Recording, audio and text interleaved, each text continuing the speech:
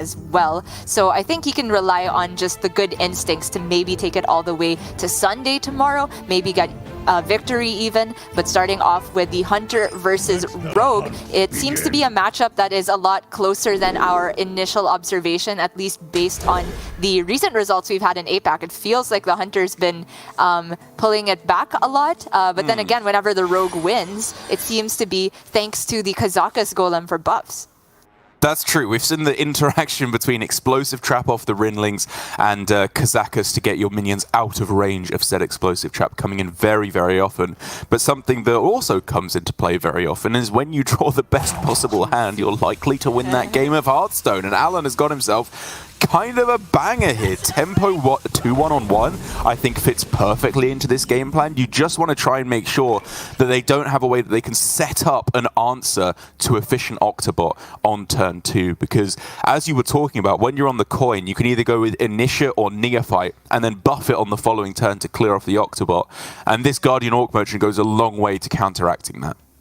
Yeah, Shaxy ideally would have wanted to just play Intrepid Initiate, maybe even coin out the Volpertinger, and then next turn have that adorable Infestation in hand to buff the Initiate if there was an Octobot on the other side. But you can see now that there's a Gordon Og Merchant challenging a potential Initiate, he deviates over to the Volpertinger, which the second body is actually a little bit of a liability here because he has to proc the Octobot one way or another because there's no way to get it over 3 attack.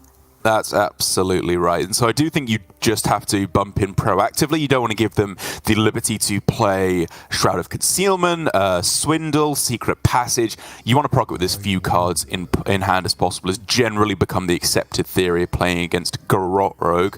How you follow out the rest of the turn, though, I guess you could go for buff on your Volpertinger just to keep it alive in some capacity, but he's just going for maximum stats, maximum disruption as well.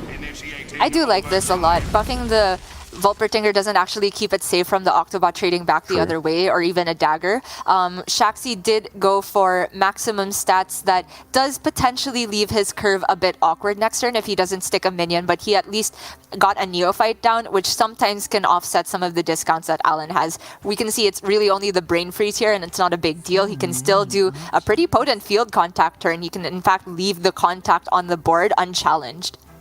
He can. The problem is, though, that if you wait one more turn, you have the ability to play all these cards and one more, and you can possibly end with field contact with Divine Shield on it as well. So I actually really like this play from Alan to just take things nice and slow, because as we've often seen against Hunter, it's one massive turn that wins the game, right? That's true, and having the Divine Shield on the field contact as opposed to not means that if Shaxy doesn't have any minions on board, he needs a 2-card combination to get rid of that, like True Aim Crescent plus Quick Shot, something very unlikely. Whereas we can see if Alan had gone for the field contact plus Og Merchant Brain Freeze for the full clear there, Shaxy would have had a pretty simple Quick Shot clear, and then we're kind of at parity again because Alan only would have drawn 2 cards. So I think the patience here is well warranted, and it's fine to use the Ethel Og Merchant as well because he's very likely to find other battle cries that he can fit into the field contact turn. With this Kolek pickup for Shaxy here, I don't think that particularly changes the game plan. I think he's still meant to quick shot the 2-1 and trade away the Octobot, as sad as it is. Just maybe clear the runway to pull the board back.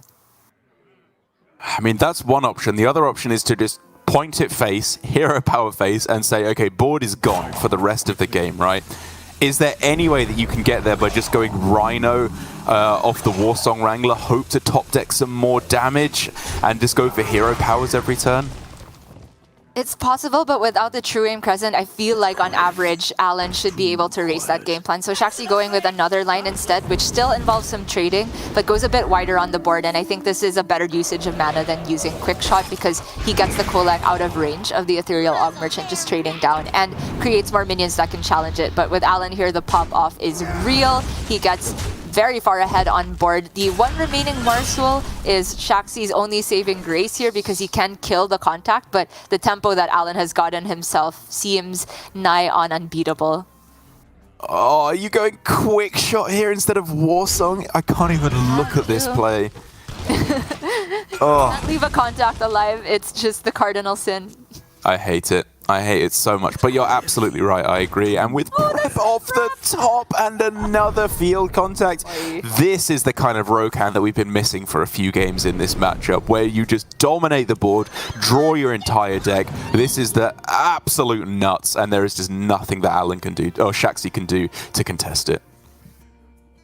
And whenever we get to this spot where the rogue has undeniably gotten control of the board, we always say maybe Hunter's out is to find Grinling's Rifle, because rogue boards tend to have not more than 2 HP on everything. So that is a way for Shaxy to stave off all of this damage and force Alan to blow up some of his own board if he wants to continue pushing to the face. But at the moment, Shaxy doesn't have access to that weapon. So what he's doing now is rolling for the 1-3 Refa to kill the contact. He did hit it, but my gosh, that seems not nearly as impactful as it would have been for Chonsu yesterday.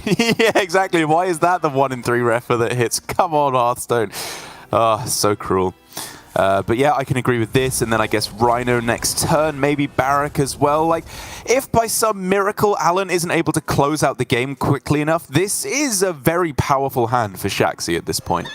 And it's true that he has seen both contacts, so the potential for amazing tempo is slightly neutered for Alan here, but I think he has bought himself enough time that he doesn't need an amazing turn from here on out. Just decent turns pushing 6-8 damage. Every turn should be enough to race Shaxy, especially with this Secret Passage pickup. He is able then to get rid of the War Song Wrangler without having to trade any minions, and he gets another burn spell in hand. That is very relevant to try and close out the game before Shaxy can do anything significant with the Rhinos. Yeah, I think Barak Kodabane is very quickly, it's becoming clear that that's going to be too slow. So Rinlings would be the absolute dream at this point, especially as there are actually no board spaces, so Kazakas couldn't even come down. True Aim Crescent, though, is pretty good, right? You can do Rhino to clear off the 2 highest attack minions, I guess rushing into a 2-1 and then weapon into the Neophyte. That's true. I think he's not actually sure what he's supposed to kill here. Is it ever the spell damage? Yeah, maybe. Well, he's not dead on board from what he can see, but he definitely feels like he's dead to some other damage, or just the Rhino being dead and not having enough to close out the game in the next turn. So even with a top deck that looked like it was definitely above average, right? But there was really only one card that mattered there, the Rinling's Rifle, and he got the wrong weapon.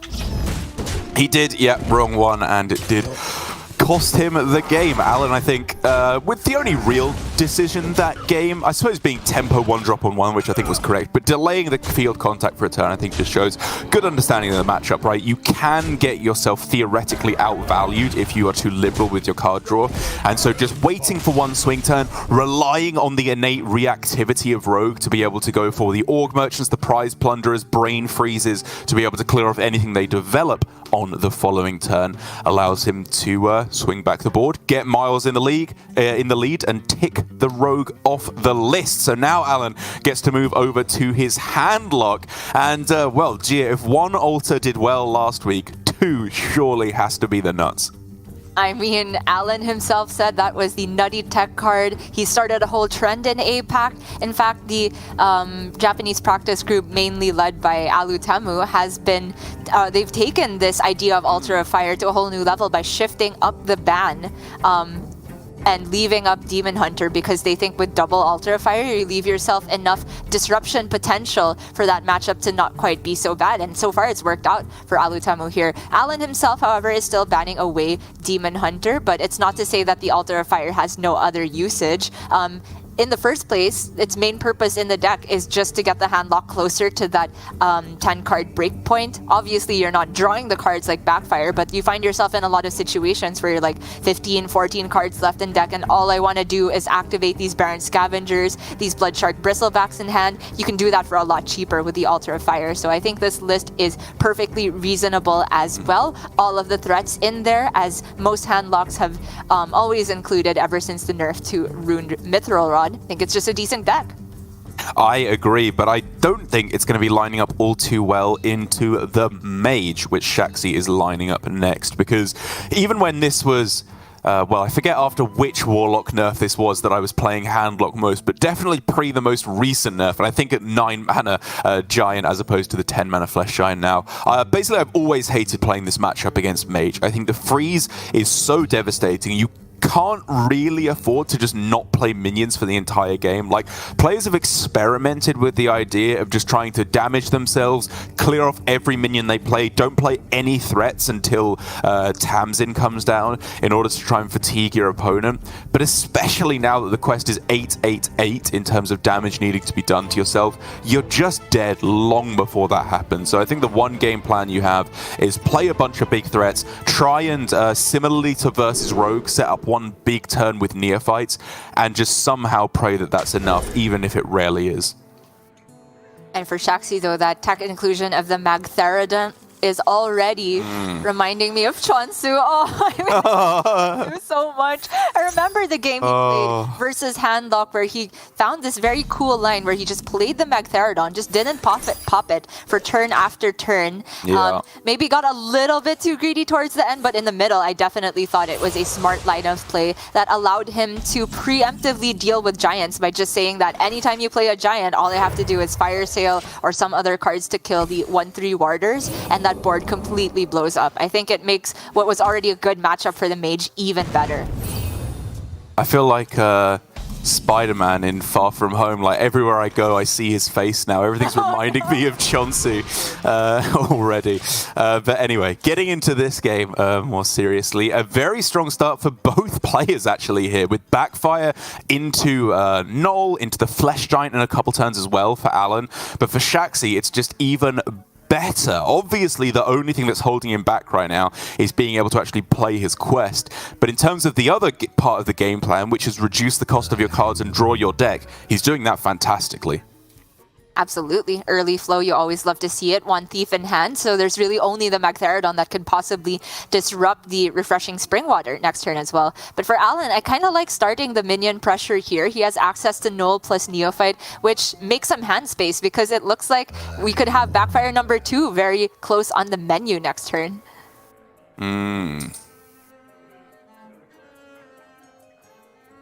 So right now he's at 9 cards, so if you play 2, he goes down to 7, draws up to 8, so you are able to still Backfire as long as you can dump 1 more card after that, which is, I think, reasonably likely. He finds Tour Guide, another Neophyte, another Ron by that point, but looks like he's Backfiring now. Wow. I mean, I was going to talk about this possibility that deliberately overdrawing is something you can consider in this deck, but even then I was thinking that you'd prioritize the taps as well, because what this does is quite obviously turbo towards the bottom of his deck, right? He's able to try and get Tamsin online, get Fatigue online as quick as possible. But little did he know, he's just shuffled Incanter's Flow to the top of his opponent's deck. I mean, obviously you can never account for what happens with Ultra Fire in terms of odds of drawing a card. It's just the same because the odds of a card being at any position in the deck are all the same. For Alan there, it's a big deal also that he lost his Battlegrounds Battlemaster, because that's just so much relief on Shaxy's part. He can be a lot more lenient with playing around things. He can afford to take a lot of minion damage because in terms of burst from Alan, it's pretty much just what's on board from this point, and then maybe post Tamsin fatigue things, but it's going to be a while before we get to that point, because even though Alan is thinning out his deck quite aggressively, he's not very close to getting Tamsin online. He's not. That's exactly right. Quest level 1 done, and I guess with tour guides, he can start like playing tour guides, shooting his own tour guides. Like, he can also just start getting Giant very cheap, which is a pretty big deal. But the problem now is, of course, well, I was going to say hand space, but quite clearly he doesn't actually care all too much about burning cards from his deck. So maybe overdrawing is the least of his concern. I wonder if Alan's just determined to not really play minions until he can play a lot of them all at the same time. That's something you can try and maneuver versus Mage to strand their frost spells, because at the moment we saw Shaxy had the ability to progress his own quest by playing Brain Freeze on his One Thief, but he saved it because he thinks he will need to use that on a more significant target on Alan's side, but Alan is not feeding him those targets at the moment. And I do find that a little surprising because, yes, I think it's very valid to save your Brain Freeze to target enemy minions in this matchup, but don't you want to save your save your One Thief just in case, just so you have something that you can target with your Brain Freeze if you have to, if they're deliberately not playing anything. You can still do that, of course, with Primordial Studies, but either way, you have to prepare for the game plan of them just not playing anything for a while. It's true, and I suppose it's a saving grace for Shaxy then that he found the ice barrier to keep his quest going. There's another one, obviously not playable while this first secret is intact, but he has access to just completing yet another layer and getting the Varden in hand by using Brain Freeze on a minion from Primordial Studies if Alan continues to not play any threats. But this is the time, right? He's now able to play Null, Scavenger, Giant, Neophyte all together. He is going for one big board push, similar to the mindset versus Garrote Rogue.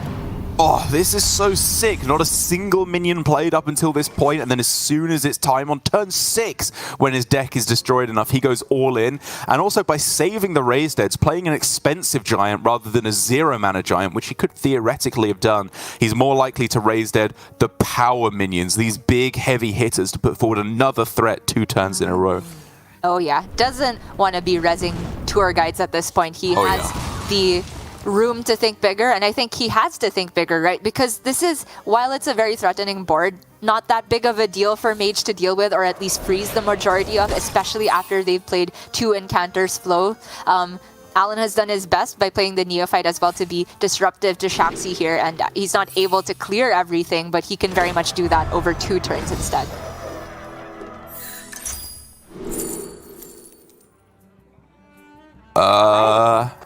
Yeah, I mean, it's a frost spell, right, that you can just play, so it's worth something.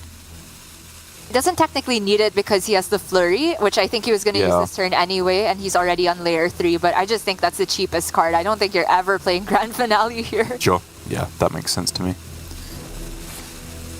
Yeah. Gonna get rid of the Null and then go Flurry. I don't think Flurry can target a minion that's already frozen, right? Yeah, I was just thinking that either I'm the luckiest player in the world or it can't do that, because I've never actually seen it freeze a frozen minion.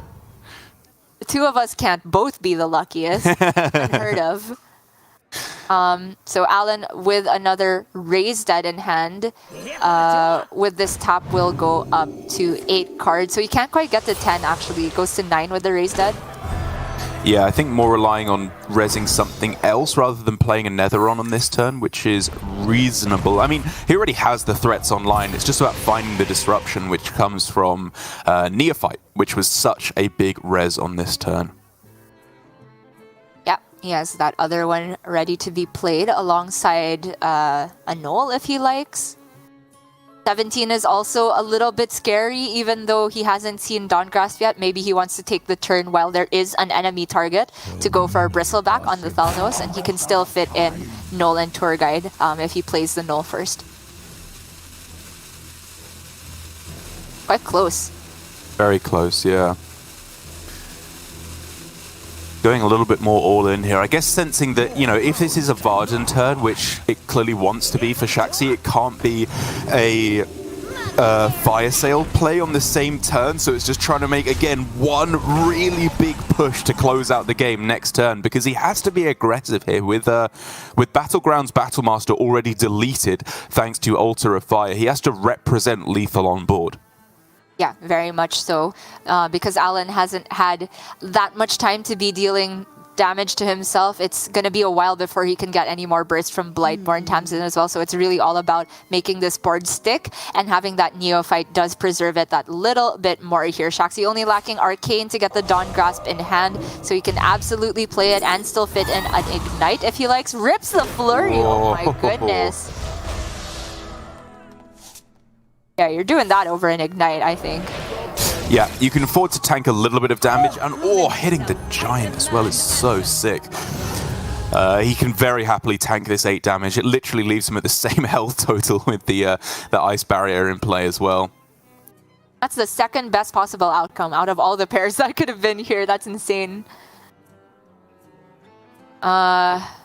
Well, now a Dawn Grasp has been played. Alan absolutely has to heal here. Again, this was freeze, so in terms of actually putting more threats on the board, like, I'm not sure how helpful that is. Not that he can even do so, because another run is still quite expensive.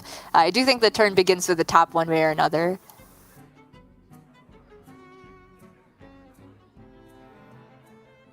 He can go tap and then Bristleback, Tamsin, Drain Soul his own tour guide after that. Yep. Yeah, I agree. You do have to move towards doing your own quest completion, especially with both backfires already having been used. It's going to be actually fairly difficult to get the necessary amount of fatigue damage done, so you do have to get some pep in your step. With the other Drain Soul, it feels a little bit bad to not be able to play both of them with Tamsin online, but maybe he can ride the risk threshold here at 21 HP and just say this doesn't need to be Tamsin just yet. So I think with this play, he was able to heal, and he's also going for the unstable Shadow Blast to get Tamsin in hand. Okay. Sure. That's big. Not that he has the ability to deal that much damage from hand, but it's creating another line of defense from Alan here. Or rather, a line of offense. Oh, and this just has to be lethal now, right? That's 19 at least. And if that Ignite is 6, then it's just lethal. Okay, yeah, there we go. We're talking 2 flows played. These ones have been shuffled back, so they still cost 2, but the fact that the cram session cost 0 is enormous here. Oh, it's just paying for lethal. Yeah, it's literally just lethal with the cards in hand. But either way, that is kind of what we expect. I think that Alan approached that matchup very cleverly, as I was saying, making sure he saved all his minions for that one big turn, hoping there just wasn't an answer. But Shaxy's hand was just too clean. Double flow and everything else you could want, all the card draw in the world. It's a very good matchup for the Mage. It's one of the main reasons you bring it. Yeah, definitely think so. With Handlock repeatedly getting hit by the Nerf hammer, it's become quite a decisively favored matchup for the Mage, I would say. Mage also is able to prey on the likes of Control Warrior, which some players are bringing. I think Mage is decent versus Libram Paladin as well. Anything that doesn't get too aggressive in the early game is what Mage likes to see. Alan now on the Big Warrior though, which is hopefully for him gonna run up into Garrote Rogue, because outside of that, I guess Shaxy still has the Face Hunter, doesn't he? Yeah, that still seems like a doable matchup for Big Warrior, but the fact that Alan has had to cut some pieces of removal is maybe a little bit scary, but for the most part, the important removal is there, right? I'd argue Minefield is more important than Brawl even versus Face Hunter. Absolutely, yeah. I mean, the big removal piece that you're losing is Barov, which is kind of sad to lose because it makes for really nice Rancors, and it can be relevant against Face Hunter, of course, if they have Rhinos that have come down, Barrack, some of the bigger minions, Felmors even can get very annoying. But for the most part, you are absolutely correct. I agree. Having Sword and Board in there, even Provoke, honestly, as the game goes on, can be huge. Just being able to go, if there's a Rhino on board, Cowardly Grunt, Provoke, pull out a Moarg Forge Fiend as well. There's just no coming back from that. And I think the Hunter really, really struggles to get the win before those big threats start coming online. The big portion of Big Warrior is actually very relevant in this matchup, just to be able to lock out the game once turn 6, 7, 8 rolls around, rather than just messing about. But it's not going to be the Hunter, first of all. It is going to be the Garrote Rogue, a matchup that, as you said, I do still think favors the Big Warrior quite heavily because, again, it's the part where the big portion and the controlled portion come together in a perfect marriage of destroying Garrote Rogue, because all the armor, the Bulwark, is very, very difficult to chew through. And then as soon as a Divine Shield Taunt Troublemaker comes down, it's just kill me next turn or the game is over. Marriage of destroying Garrote Rogue till bleeds do us part. Am I right? Yeah, it just is everything that Garrote Rogue doesn't want to see. These two lines of offense and defense, because they have the ability to get out of range of the big damage combos, although I'll have an asterisk appended to that because Alan is running the Guild Trader rather than Kazakus here, which does change up some breakpoints. But it's not as though they're only waiting for that and timing their Bulwark and kind of at the mercy of the Rogue in the meantime. No, they have these threats. As you can see from Alan here, he's kept the Cowardly Grunt to be able and pull out the high threat minions that Rogue really can only freeze for one turn at most with their limited access to mage spells. And the Outrider's Axe is also a very important card to make sure that the warrior can actually see enough parts of both halves of the deck. Reasonable starting hand for Shaxy as well with the field contact, of course. If you can find a Shadow Step, most likely, I think is the only way that you're going to get much value out of that in the early turns, because there is just a 0% chance that field contact ever survives the turn against the warrior. Ooh. Orb, yeah. Am I crazy for being interested in Flow while Shaxy's drawn 0 spells?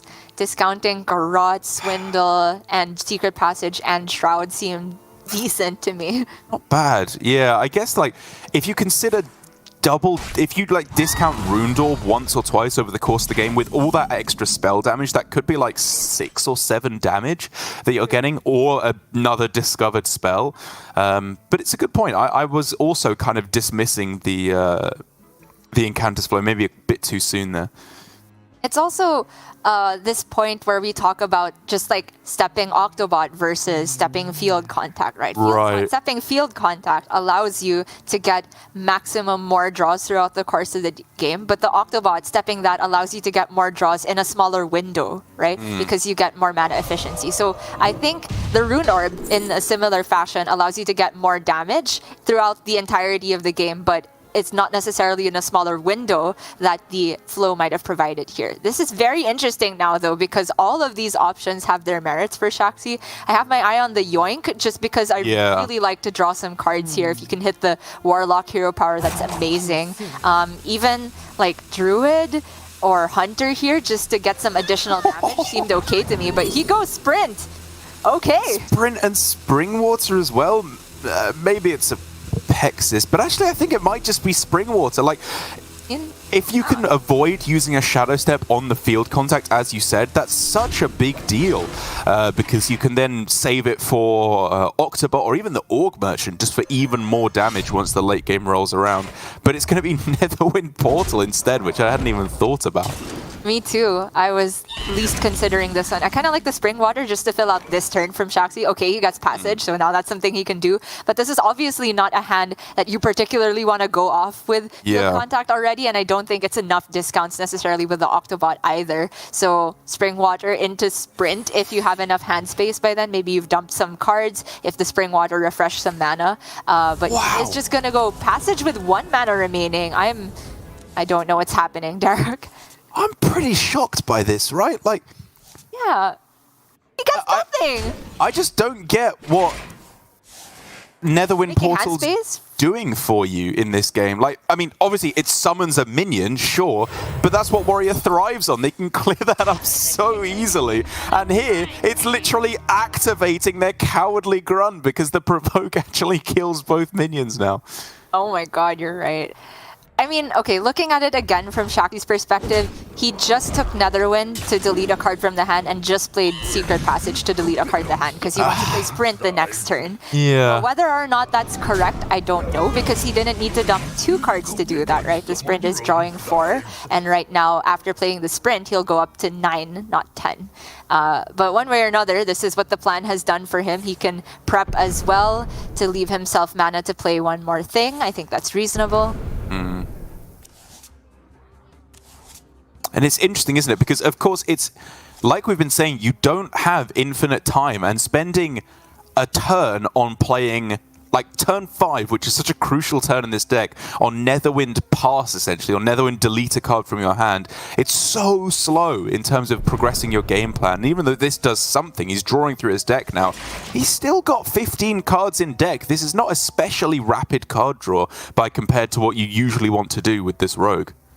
Has picked up Octobot though, so it can start going turbo from here. And if you are going with a line like what Shaxy's done, I think it's absolutely correct to just ignore the Cowardly Grunt for as long as humanly possible. Force Alan to turn that into a more threatening minion, because as it stands, just the 6 damage by itself, not that big of a deal for Shaxy. But now the Rattle Gore has come online. That is setting up like a 2-turn lethal, very likely. Goes face twice, Alan swings face twice. He has the second Outrider in hand. That is 24.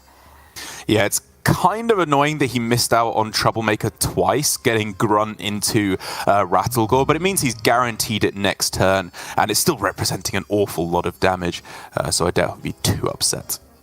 Yeah, I don't think Alan has to be bothered about gaining armor here. I'd just like to see the swing and re-equip Outrider's Axe. Shaxy has done 0 Octobot discounts, so there is no way he's dead the next turn. Simply go Commencement and get that guaranteed Troublemaker you are talking about for another 6 bursts. Right. I mean, the one thing I would actually consider is whether you play Bulwark on this turn, just because you're almost certainly going to want to play Commencement next turn, right? In which case... you want to have the mana banked, because even if you're never dead on this turn, you might theoretically be dead on the following turn and want to play the Bulwark. But I guess some kind of a clear turn with like Bulwark Bladestorm might also be acceptable. Yeah, it's close. And right now, Shaxy's just deciding how to do the turn on Octobot into hesitation. Right. Is never a good sign. You can probably proc it with the Penflinger. Okay, he's just gonna Shroud and then discount everything. He's just trying to win next turn, it feels like. Wow. With this line, though, Alan has a very real chance to just kill Shaxy immediately. I'd love to see the Brain Freeze from Shaxy just to have a bit more health saved. A lot more.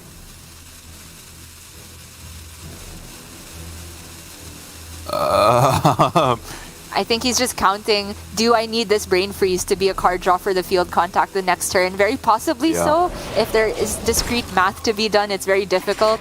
But I simply don't think the risk is worth taking, right? Because if that 12 goes face plus Troublemaker, it's just dead the next turn. And apologies, I forgot he still wasn't actually guaranteed the Troublemaker because he has another Forge Fiend in there as well as the Scrapyard Colossus. So still missing out on it again means that Shaxy is somehow not under nearly as much pressure as he should be at this point in the game. But either way, this is the turn that he's been setting up for the entire game. Field contact starting hand, but it's not until turn 8 that he actually plays it. I agree with most of the things we're seeing so far, right? Just play some cards. I want all the 0-cost cards except Secret Passage played. Now he picks up another procker. I think he's supposed to go for lethal this turn as well. Like Alan's at 27. Yeah, and then you proc the new Octobot, right? And then everything else plus 1 or 0. There's still a prep left in the deck if I'm not mistaken. Oh my god. Create some board space though. Like start hitting his own stuff with the Penflinger. Yep, there it is. And because we're talking 27, not 32, he doesn't have to draw every single Garrote, I think. Oh my god, he's going so fast, but I don't think it's going to be fast enough. He's still got another Garrote in the deck, right? Yeah. Yeah, I don't think so. The Bleeds animation when you draw them is so slow. It's extremely frustrating. Oh my gosh, the rope burned out. Shaxy didn't get it. When you see that animation. Yep. There's the Garrote. He just didn't have mana to play it. Like, he went for prep 1 mana Garrote, whereas the winning play was most likely prep 2 mana Garrote that he would have to have done, but because it was the last card, I think he just didn't get there in time. He hesitated for a split second at the start of that turn, and that so often is the difference maker. Alan pushes in for the win. I can respect it from Shaxy, in all honesty, going for a surprise lethal 1 turn earlier than your opponent thinks, before the heavy plate comes in, before the Bulwark comes online as well. You do need to try and catch them off guard, and it was a valiant effort, but just too slow. I'm gonna say that was just correct for Shaxy to attempt. Obviously, the ideal order of how to play everything, we'd have to look at this over and over and discuss with many players to figure out what the 100% line was, if there even was one. I think there might have been. With all the Shadow Steps remaining, he maybe could have gotten 1 more round of Octobot discounts, but it's so hard to account for because you don't know the order in which you're drawing your deck. And if you have to play Garrote before you actually get to the bottom, you have to contend with all these animations. And it was only human for Shaxy to not get the guaranteed win there, I should say. For Alan, though, he did a very good job of putting Shaxy in that position, where if Shaxy waited even 1 turn longer, he pretty much had 0% to win the game. Exactly, yeah. By following up with the Bulwark on the following turn, I think the Rattle Gore would always have been able to just push in for the lethal, or potentially alongside the Forge Fiend as well for a lot of extra damage. But now Alan, he's won with the Rogue, he's won with the Warrior. It's just the Warlock now left over, and it's seen the worst matchup up against the Mage. It's now left with Hunter and Rogue as the two remaining archetypes it needs to beat, which are two, I would argue, reasonable enough matchups. I don't like the matchup against Rogue, but honestly, even with the most recent round of nerfs, I still kind of like Warlock against Hunter. I just think the healing and the board control is just too powerful for the average Hunter hand to withstand. It's just so hard to evaluate because when this matchup goes either way, it feels so one-sided. It's crazy. Yeah. Like the Hunter beats down the door at the beginning if you don't hit the touch of the Nathrism or the Drain Souls, or you miss on the Soul Rend. The Warrior just kind of flops over and dies. It feels like they're even helping the Hunter because their only option is to tap by that point. But if the Warlock is able to survive and meet that turning point where they're able to activate the Blood Shard Bristlebacks, then the Hunter feels completely helpless. I think it's a lot closer in terms of numbers, but in pan out, it feels very much one-sided. Oh, wow. All the Tingers! Yeah, Kolek with 4 Volpatingers is a super powerful start, or just double Kolek for 6 damage on turn 2. Okay, this is getting a little scary for Alan, and this is always the problem that you see with Warlock in this matchup, right? You kind of want to just go tap, accept all the damage, and Soul Rend next turn. But what if there's a neophyte? If that one card comes down, you lose the game on the spot. So I respect the discipline here from Alan.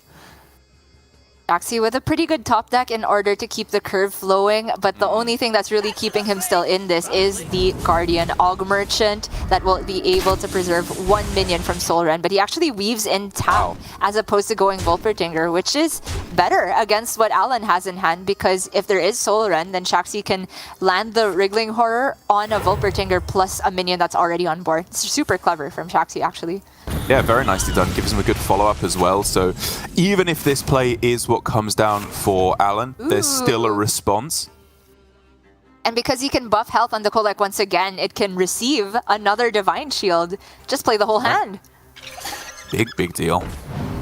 Forcing another answer from Alan, and this time he is somewhat lacking. Null not able to come down, wouldn't even able to clear the Kolek if it was able to come down. It's like a single Soul Rend away, obviously a second Soul Rend, from being able to turn this one around completely.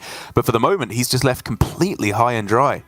And this is exactly what I was talking about at the beginning, right? When the Handlock has this type of board state, but no clears. They're forced to kind of play into what Hunter wants, play the backfire to find answers, but that means Alan goes down to 16, potentially even has to play the tour guide, go down to 14. Is that safe? By no means, but is that the only way he wins? Possibly, because Neophyte is not doing enough on this board state. He faces the same problem, but with less health next turn. So he's currently facing down 13 damage, right? And so he can, if he plays Neophyte, he's still just dead to quick shot hero power, or even just aim shot if he taps as well. Oh, it's really close. Oh, he's going Bristleback. Okay. Wow. I mean, if I were Alan there, I'd be not interested in playing around top decks. Shaxy's literally gone all in. Oh my gosh, this Wrangler. Wait, there's no more Volpo No Tingers. Though. But he can get Rhino, which is pretty decent, I'd say. Still big, yeah. I mean, it's just been nothing but minions so far for Shaxy. I haven't seen this kind of hand in so long, and it's apparently what Warlock seems to be very, very vulnerable to. The removal not coming in quick enough. The super creative line from Alan, I honestly forgot that the Bristleback is just lifesteal as a minion itself, not just the battle cry. But Shaxy's not taking the bait, sending it all face, accepting that the Bristleback might be able to heal for 3. So what? He has more than 9 damage on board by that point, and a Rhino, which means that if the Bristleback takes a value trade, the Rhino gets to retain a target. Oh, that's pretty big. He can now kill off...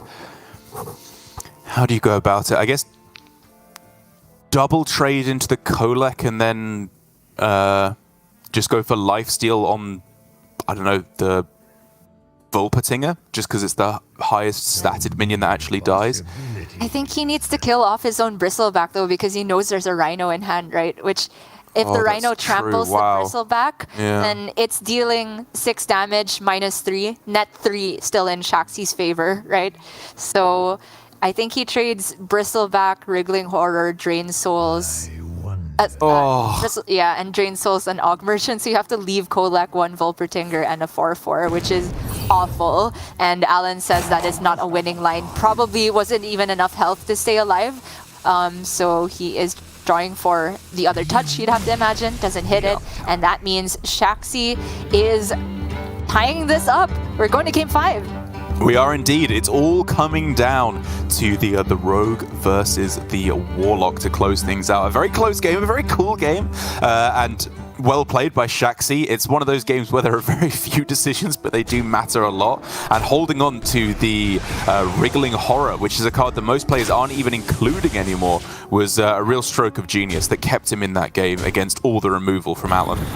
Yeah, just so cleverly done by Shaxy. Just also the willingness to depart from the line that had double Vulpatinger at the beginning and just went for another Demon Companion. Obviously, getting double Kolak was the nuts there, but once he saw that, Shaxy kind of realized that this board is threatening enough, even if I don't put a Wriggling Horror on it. So he started weaving in the hero powers, hedged around Soul Rend, and after the Soul Rend had an amazing refill. And after you are able to kind of meet that first wave of removal from Warlock and not be too affected, it looks great for the Hunter. And it was a long day yesterday, Gia, leading us almost all the way up to the start of the European broadcast. And it looks like today is no different. Another Game 5, as once again for these players, it's about trying to secure that good seeding. Alan pretty much guaranteed already to have middle seed with no strong disadvantage or advantage going into the playoffs. But for Shaxy, it's about avoiding that 7th or 8th seed. So a massive win for him here to be able to try and get to be our representative going to the World Championships, which would be super cool to see for Shaxy. For Alan, it's the kind of hand that I think you can probably just single keep backfire. Like, the more I see this matchup, the more I'm not a fan of early neophytes. Absolutely. I think that's saved to come down alongside Giants. And I don't think you keep Altar of Fire, but I do want to bring up its role in this matchup because it is a very interesting card. Oh, he does keep it. Okay. So obviously the Rogue wants to thin their deck to get the OTK, so in some ways you can view Altar of Fire as being a downside, but it's also true that there are pieces that they really don't want to lose. Like the Shadow Steps, the Ethel Og Merchants, Field Contact, Octobot, all of them can be very painful to delete. So I'll be very curious to see how Alan times this Altar of Fire. With it being kept in hand, you'd have to imagine he wants to play it relatively early. Yeah, it's like, it's part disruption, and again, the other portion is just speeding up his own progression. He clearly wants to have it so that he can get through to the Scavengers, as we see drawn there. That is the key aspect of his game plan. 1 mana 6/6s really bolster those big turns we were talking about that Rogue can't answer. And again, starting with Coin Backfire, I'm fine with it. Tap, alter, next turn, sure, just fit it in with the mana you have available. Oh, another Backfire in hand as well. Oh, but this Neophyte, very nicely timed from Shaxy, gonna make Alan's turn a lot more awkward. I think playing Neophyte into a turn 3 after your opponent Coin Backfire is almost certainly gonna make their next turn quite awkward. Wow, I was considering Mirror Entity, because you can obviously try and pull off the heist of the century and copy a Flesh Giant from your opponent, but more likely I was considering the Flurry, so that when they do go for that big turn, you know, even if it costs 1 or 2 mana because the Neophyte's on the other side, it can be absolutely huge to get a big Flurry turn and just buy yourself that little bit extra time. I thought so too, but I think Shaxy's just playing to the kind of hand he has right now where he's the aggressor, right? Just trying to disrupt Alan, even the way he plays his Guardian Og Merchant, not bothering to hold fuel in hand for the efficient Octobot. He's just not assuming he's going to draw Field Contact anytime soon, playing for a more straightforward game plan. The Secret itself also sometimes disrupts Alan, but he was willing to test for Counterspell with the Touch of the Nathrazim, and seeing that it wasn't a spell-based Secret, just got the Backfire through. Big draw for Shaxy in the Shroud of Concealment, but still misses on Field Contact. The hand really needs a Contact or a Secret Passage. Yeah, contact passage, maybe even a swindle would be good enough if it can find him, that field contact or a passage off of it. But it's just giving a lot of time to Alan. As annoying as this 4 attack on board is, it is not going to win him the game. And it just gives Alan plenty of time to get through to these scavengers, which now that both are in hand, neither can be discarded from the Altar of Fire. We could be looking at next turn, right? Double Baron Scavenger when you factor in the Altar of Fire. It's looking super strong and really, really fast for Alan. Just a bit unfortunate that there's nothing in the Raise Dead pool so far. This Gold Shire Null will probably just trade against the one that is mirrored. And that means that Raise Dead is now playable, so he can get the Giant cheaper. Because I'm really interested in playing the Giant alongside the Baron Scavengers. Oh, yeah. Okay, loses Brain Freeze, Secret Passage, ouch, Fawn Contact! Oh no! Kind of a disaster there for Shaxy. Oh no! Oh, that's so unfair. Oh, man.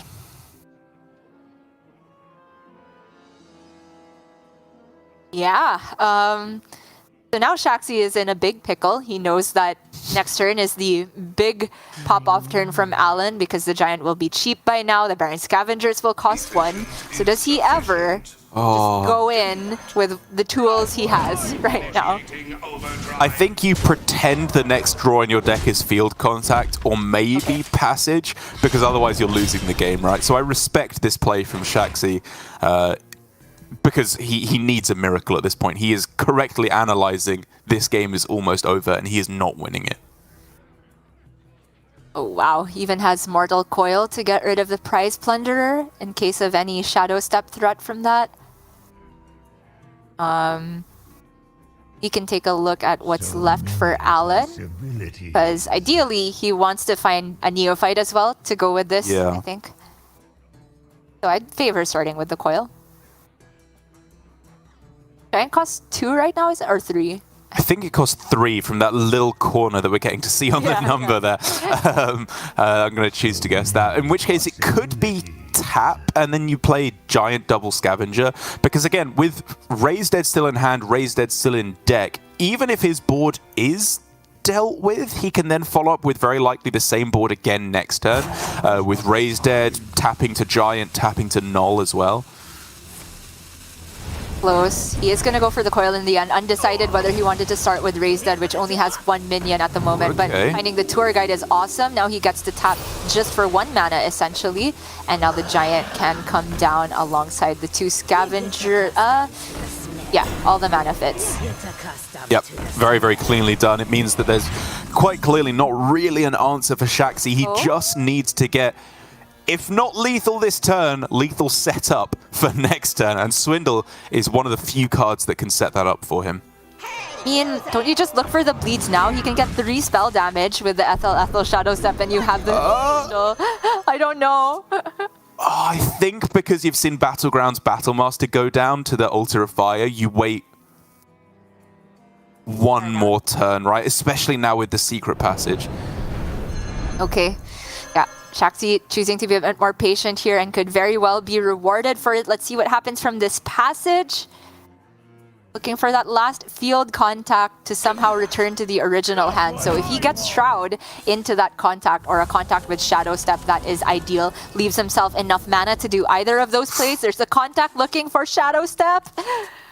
Oh, no!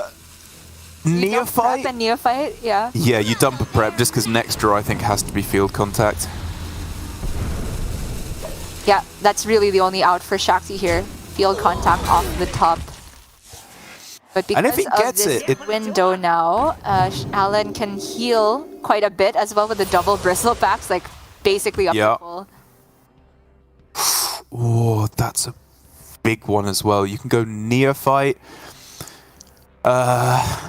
I think weaving in a bristle would be responsible, but I do agree that Neophyte is probably more impactful than the other bristleback.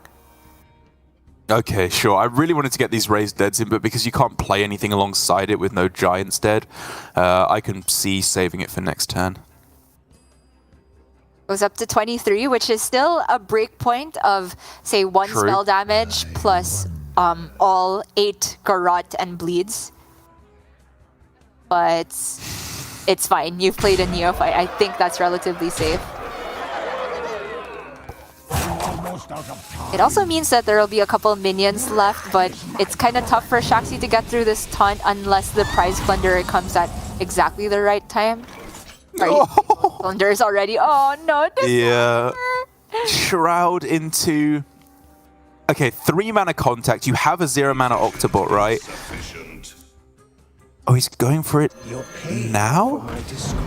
It still discounts the same amount of cards because he has to play Garrote anyway, I think. Sure, yeah, okay. Oh, he misses anyway. Oh, Fireball. It's not even close. Yeah, Shattering Blast is a far cry from Frost Nova as well, which would be insane here.